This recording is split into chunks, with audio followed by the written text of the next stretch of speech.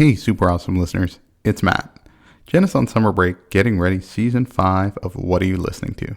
So while she's resting and preparing all at the same time, we've got some of the best of her episodes as well as some of the other shows on the Super Awesome Mix podcast network.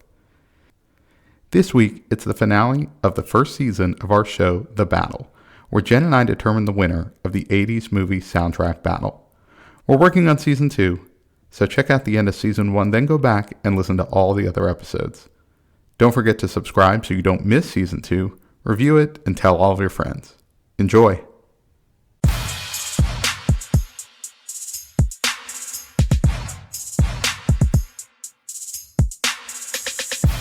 Welcome to The Battle, part of the Super Awesome Mix podcast network. I'm Matt Sidhom, and this season, Jenn, Tully, and I have tried to determine the winner of the battle of 80s movie soundtrack songs. We had 16 songs competing. We are finally here at the championship battle. It is Eye of the Tiger by Survivor from Rocky III taking on Footloose by Kenny Loggins. Of course, by Footloose. We've already talked about each of these songs a few times, but now we're seeing them head to head. Jenn, just taking a step back, I feel like, This worked out well, and I don't think we engineered this in any way, but I think if you look at this championship match, if it's Eye of the Tiger versus Footloose, that sounds about right, yes? It does. Yep. If somebody would have come up to me and said, like, what are the two greatest 80s movie songs ever? I feel like on any given day, I could say a lot of different things, but I feel like these two would often come out of my mouth as being two of the best. Yeah, no doubt. I mean, as we got to this point, I was really like, okay, this is shaping up. We're hitting our categories, right? And we're going to get into those here in a second. Yes. So it's not like we're just kind of pushing them through. And Footloose even had to survive a monster matchup against Purple Rain in order to even get to this point. So, well, let's get into it. Okay, so from a songwriting standpoint, Footloose and Eye of the Tiger, both very specifically written for the movies. And so that's a very 80s thing, which is another reason why I think this was an appropriate matchup for our final. Yeah, I agree. And I think I mentioned it in our semifinal round, one of our semifinal rounds, where I've been trying to look at these a little bit differently and take some different context. And so if we were thinking about in our last semifinal about, Footloose and Time of My Life, both being dance movies, I think the thing that I thought about that's different, because I've been thinking of Footloose as a dance movie, is that if you look at these two songs head to head, both of them are about a fight also, right? Like Eye of the Tiger is definitely engineered to like pump you up for a fight. And so is Footloose. It's a different kind of fight, but the movie really is Kevin Bacon like fighting for his right to party. Like he wants to dance in the small fictitious town of Beaumont that's supposed to be somewhere, but was all shot in Salt Lake. I'm like, is it Beaumont, Texas? No, because there's snow-capped mountains. Yeah. Like, anyway, geography was not important in the 80s. We don't care. Like wherever the biggest film incentives are, that's where they went. But, I think that's like thinking about these two movies as fight movies and like which song like pumps you up for a fight.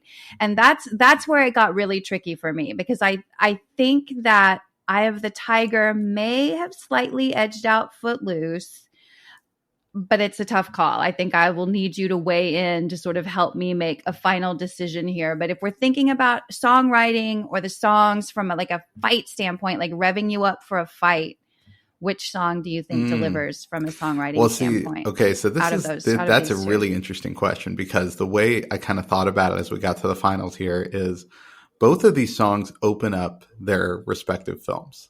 So Footloose, yes, you get it as the opening scene, but it's really just a bunch of different feet dancing, right? You have no context for this movie. So if it's the first time you're seeing Footloose, you're hearing the song, you're seeing, it almost sets it up like this is going to be fun, right? And so you're thrown with a little bit of a curveball when it's like, wait, this is kind of a serious movie? Like, well, what is happening here, right? Now, Eye of the Tiger has the advantage of it's Rocky III. Right. So if you've seen or are familiar, you've been there twice. If you're at all familiar with Rocky, Okay. Even back in 1980, or 82 when this came out, you know you're gearing up for a fight, right? So when you hear Eye of the Tiger and you literally see two people fighting, it's like you're in the right mindset, just right there immediately. So that's where I give the edge to Eye of the Tiger, just because the way Footloose is used and that opening sequence, while I love that opening sequence, right? And it's very memorable, it doesn't necessarily set the table for here's what this movie is going to be about. Even though you're right, inevitably, they're both about fights. Yeah. And I think once we get down to cultural relevance, like I'll have a little bit more to say about that opening sequence from Footloose. But you're right. I did forget that both of these songs open the movies that they're in really different ways. Like you said, as you're talking about it, I'm like, yeah, Footloose gives you zero context, whereas Eye of the Tiger gives you the full ending of Rocky 2, in case you can't remember, and the entire length of whatever 3.5 minutes of Eye of the Tiger of like prologue getting you into it. So yeah, I think we're in agreement, at least for songwriting. Eye of the Tiger takes that. So let's get into critical reception here. Okay. So neither of these songs won an Oscar, right? And we've kind of gone through the awards and the charts and everything in previous episodes, but it's kind of interesting because from a critic standpoint, if you're just looking at either one of these songs, critics are just kind of maybe lukewarm on both of these, right? Mm-hmm. Yeah, they are. I think that the only like sort of chart or discrepancy that I could see is when you do go back to that AFI, like the greatest, what is it called? I want to say it correctly. It's the greatest music in movies, the AFI's top 100 list. Yeah, they do was it 100 songs, 100 movies or something like that? Yeah, like the top, Yeah, like the top songs that are associated with movies. And I mean, it's not just the 80s, it's all time from 2005, I think it was when the list was created. So we've got, they'll probably do a new one. But Footloose does feature on that list. Footloose is number 96 on that list, and Eye of the Tiger does not show up. Gonna Fly Now from the original Rocky does. It's actually pretty high on the list, but Eye of the Tiger does not, which surprised me a little bit. So we like Footloose does have a little bit of an edge there. And then I think if we go back to legend status, like I think Kenny Loggins just sweeps this one again. Not that Survivor didn't have great hits, right? The Search Is Over, Burning Heart, High on You, The Moment of Truth from The Karate Kid, all Survivor songs. And I love that both of these artists kind of like found their lanes in, movie soundtracks a little bit to elevate them to listeners that might not have been familiar with them otherwise. So you have that. But I just think from 80s movie standpoint, this one might be where I edge out Footloose a little bit. And again, that the fact that it made the AFI list, that from a critical reception standpoint kind of bumped it up for me. Yeah. And I think generally, I mean, we've talked about this before in regards to Kenny Loggins, like even if his soundtrack work wasn't highly regarded, he certainly is. Right. And that's why he was brought in time and time again. You're right. Survivor did contribute. I mean, Burning Heart's from Rocky 4. So Stallone brought him right back to give him another song for a soundtrack there. But I agree, is that I think if you're looking at these two artists from a critical standpoint, most people are going to side with Kenny Loggins. And I think that's where we would go with as well.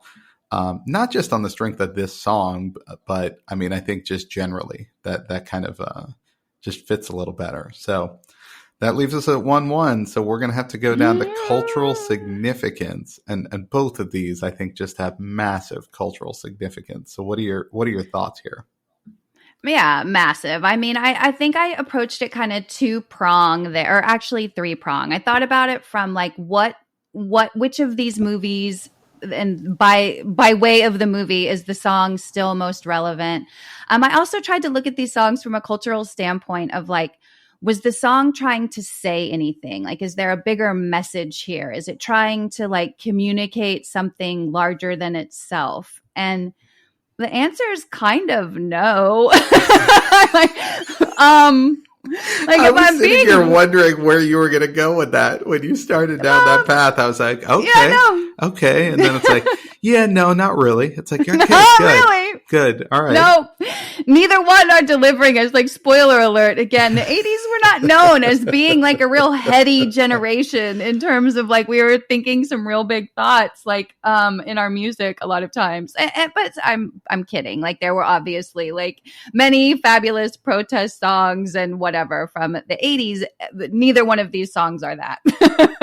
And I think if you're thinking about it from like a message, like maybe Eye of the Tiger edges out a little bit here because it is like, you know, you got to fight for what you want. You got to get up after you get knocked down. Like, there's a little bit more, I think, like desire to say something positive in that song than in Footloose, which is just like kind of silliness and have fun. And there's a place for that, but I don't feel like I'm getting a big, like resounding, like go do something from the song Footloose.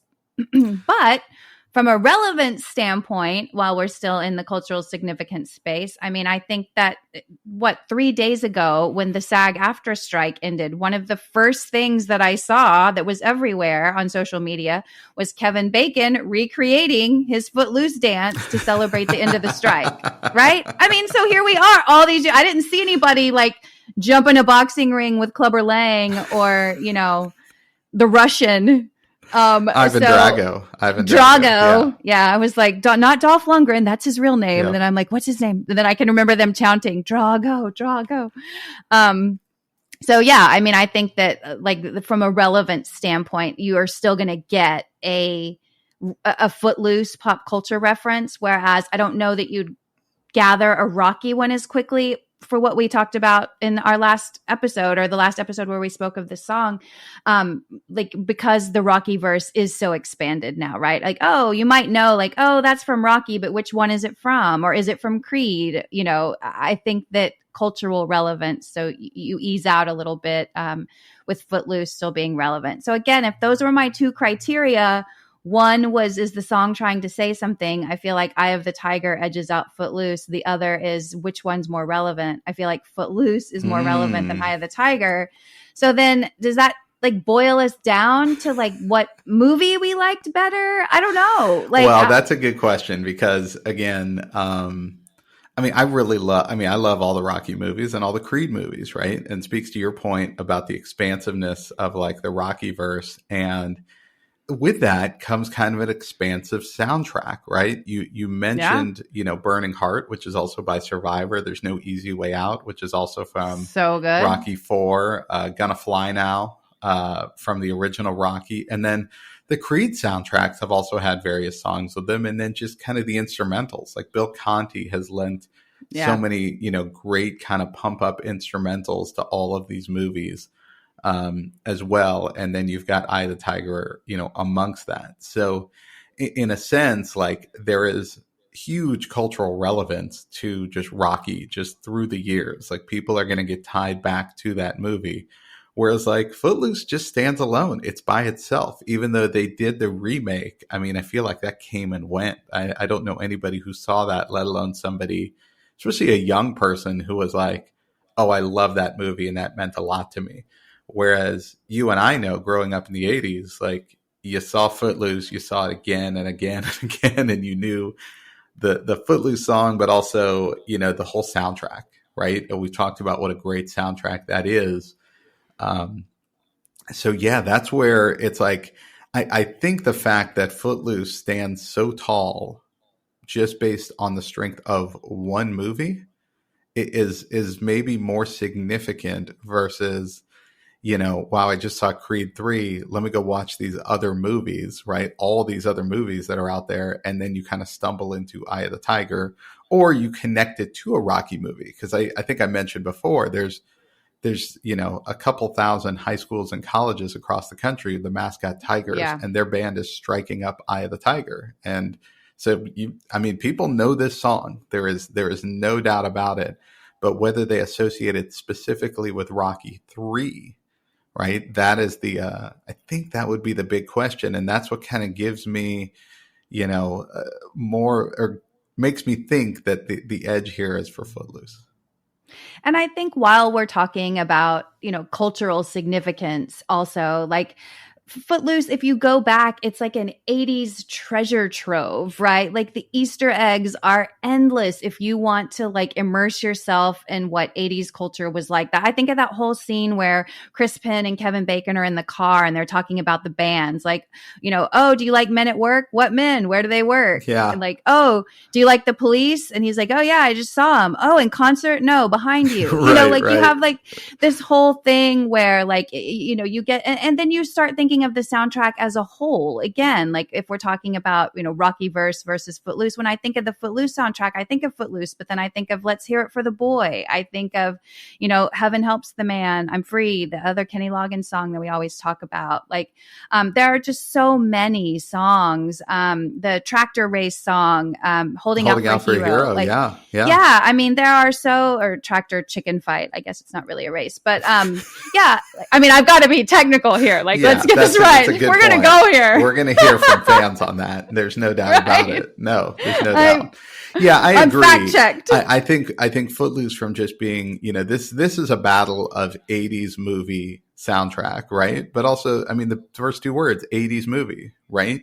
And I think Footloose is such an 80s movie, whereas Rocky 3 is a boxing movie. And yes, it is dated. Yes. It was filmed in the 80s. But as far as when you go head to head with Footloose, does it immediately connect you and tie you into that decade?